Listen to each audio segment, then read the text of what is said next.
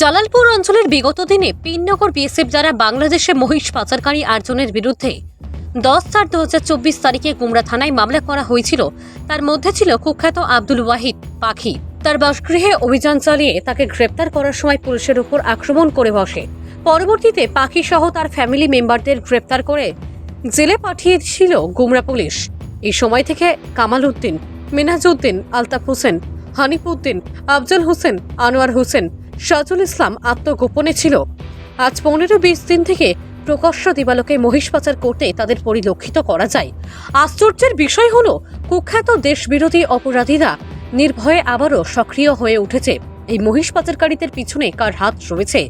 তাদের মনে কেন পুলিশ প্রশাসনের ভয় নেই? কাছাড় পুলিশ সক্রিয়ভাবে কেন এই অপরাধীদের বিরুদ্ধে কঠোর পদক্ষেপ নিচ্ছে না? কেননা জালালপুরে বাংলাদেশে মহিষ পাচারকারী বিরুদ্ধে অনেক মামলা রয়েছে বর্ডার বিএসএফ এর কাছে। এই দেশবিরোধী অপরাধীদের বিরুদ্ধে এনকাউন্টারের মতো সিদ্ধান্ত কেন নেওয়া হয় না, এই প্রশ্ন হচ্ছে জনগণের।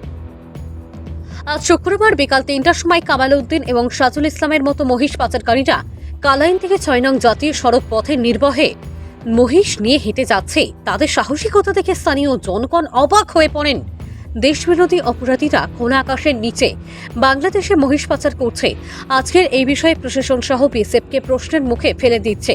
যদি এইসব অপরাধীদের দমন করা না হয়, আগামী দিনের জন্য আরো ভয়ঙ্কর হবে বলে সন্দেহ করা হচ্ছে। এতে তাদের মনোবল বৃদ্ধি পাচ্ছে।